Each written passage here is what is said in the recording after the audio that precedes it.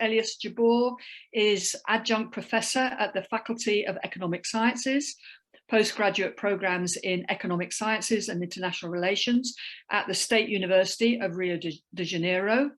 And Alberto Gabriele is a senior researcher at, and this is going to defeat me, I'm afraid, Spillanzia Mochi in Rome, Italy. So over to you, Elias and Alberto. Okay. Thank you, Jenny. Thank you all. First of all, I would like to thank you all for being here at this event of immense significance to me. To tell the truth, I never imagined launch a book between some of the most prestigious non-Western Marxist thinkers. Direct from Brazil, I send a hug to Professor Rodica Jessay, my great friends John Ross and Michael Roberts, to Professor Mick Dunfer, and I convey my immense satisfaction to count on the presence of our master Cheng Fu and Professor Peng from China. A warm hug to my study research and book companion Alberto Gabriele. The history of this book is something interesting. I remember very well that in my scientific initiation research 25 years ago, I had in line with my research group's contact with the concept of socioeconomic formation. My Marxist background is strongly influenced by authors who work on the use this concept, the concept of socioeconomic formation, like Lenin, Mao Zedong, Amilcar Cabral, Mariátegui, and Inácio Rangel. This concept that emerged with great force in Lenin was always present in my intellectual trajectory. Consequently, my distance from Western Marxism occurred since my first year's university. The name of my first study group university was Study Group of Marxian Concept of Socioeconomic Formation, and since my first year of university, this concept is present in my life. My distance of Western Marxism is because one of the characteristics of Western Marxism is the lack of a vision of historical process, totality, and multiple determinations of the concrete. It's a Marxism that rejects Hegel. In my point of view, Hegel is an author that was expelled from Western. I don't know why, and absorbs many of the positivist and Kantian assumptions. Hence, the strength in the West to observe socialism as an expression of a checklist to be completed. On the contrary, in this book, you access a vision on socialism based on the Hegelian point. The concepts manifests itself in the real movement. I've discussed it a few times with my friend, Michael Roberts here, about that. In other words, if there is no checklist for socialism and the concept manifests itself in the real movement, the great question that this book seeks to answer is 2 points. What's the historical form that socialism takes today? With a view of historical and geopolitical constraints. This point's condition is existent since the first experience in the last century and the great experience of our time in China. It's for this answer that the concept of socioeconomic formation presents itself to me particularly as the concept of the frontier of the human and social science. If socialism with Chinese characteristics is a formation, then it's something in motion. The question, what's the essence of this movement? My meeting with Alberto Gabriele is an interest case because about 10 years ago, I realized that I'm in Brazil and he in Italy were looking for the same answers and the starting point from a common point, the famous concept of socioeconomic formation. and the perception that in China, a new socioeconomic formation was emerging.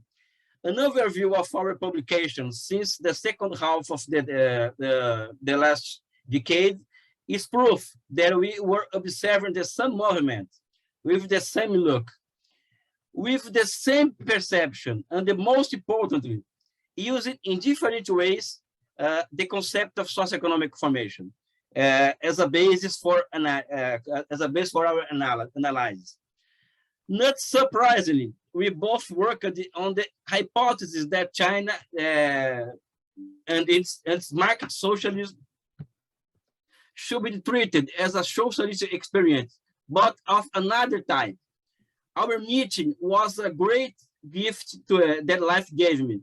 I confess here, Alberto Gabriel is my best friend and best companion to research and other things.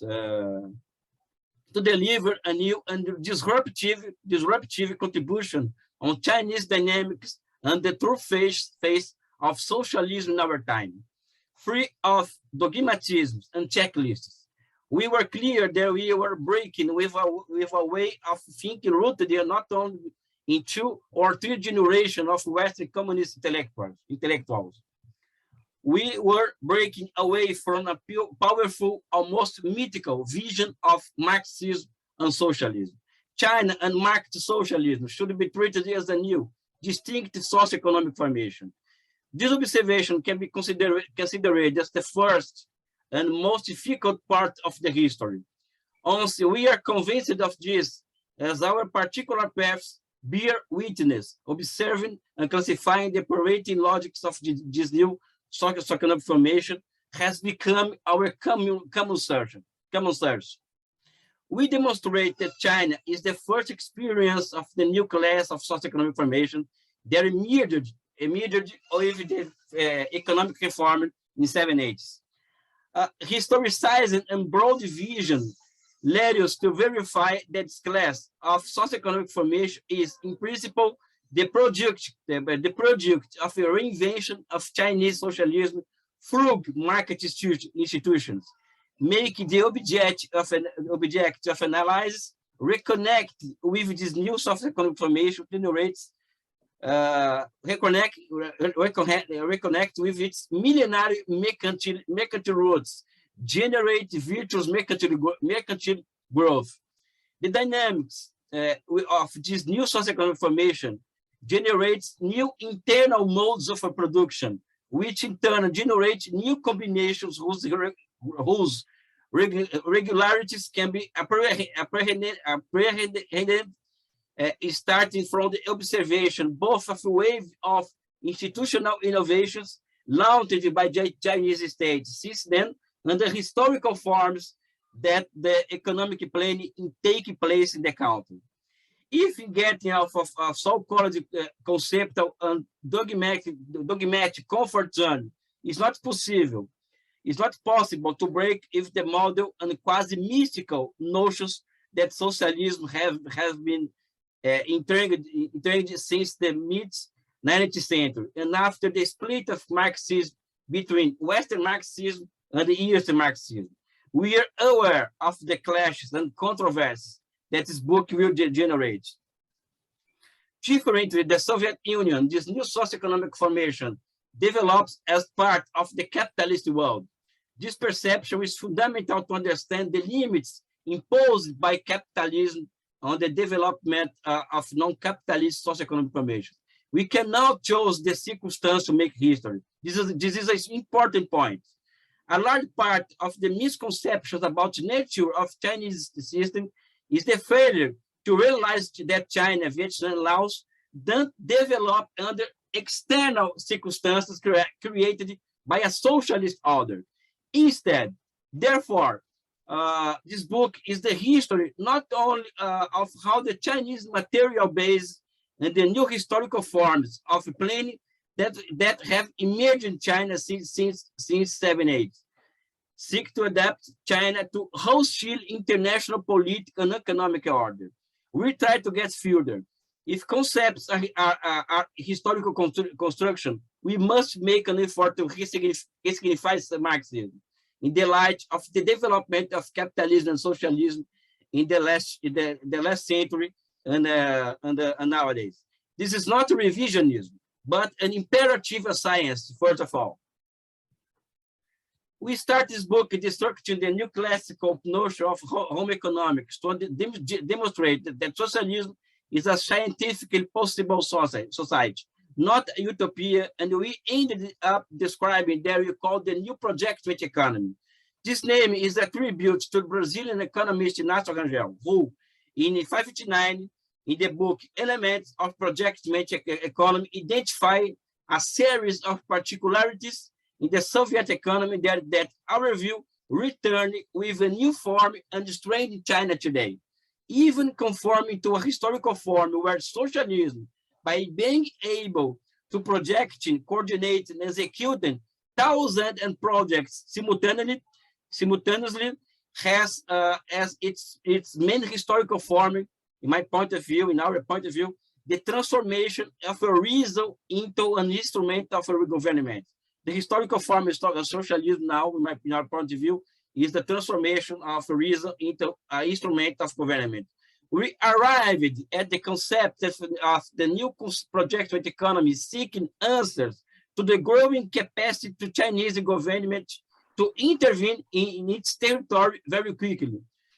The response to 2008 crisis, when we observed thousands of projects being executed simultaneously by 96 great state-owned conglomerates, with the support of immense financial engineering, led us to think that in China, new and higher forms of economic planning were emerging. We also discovered that this new and higher forms of economic planning were the result of proactive industrial policies launched in the 11th five-year plan, and that led to emergence within the scope of the state-owned company of a disruptive technological innovations, such as 5G, artificial intelligence, the big data, and more recently, the computer. The possibility of elevating the human dominion of the nature was open, and consequently, new economic irregularities emerged and demand discovery. The new project-based economy is the current historical form of socialism, and observing of the China's success in the fight against the pandemic and poverty is the realization of what Karl Marx called the grandeur, objectified or scientific capability. I close this initial presentation stating our spirit of satisfaction with a well-done work. It may sound cliche, but in times of darkness and the resurgence of fascism in a global scale, is interesting observe China and all the institutional and economic instruments used in this broad victory against the pandemic, with two conclusions. The hypothesis launched in this book has been confirmed, and the history is not over. Anyway, this book raises many debates and discussions. I think it's best to end here my emotional statement. Dedicate this moment to my family, my wife Michelle, my stepdaughter Lara, and my 2.5-year-old son Khalil. Without their strength, I would not have made it this far. Thank you too much for all. I'm Michael Hudson. I'm appearing here for the International Manifesto Group. If you like this video and ones like it, please subscribe. For more information, go to the address on the screen.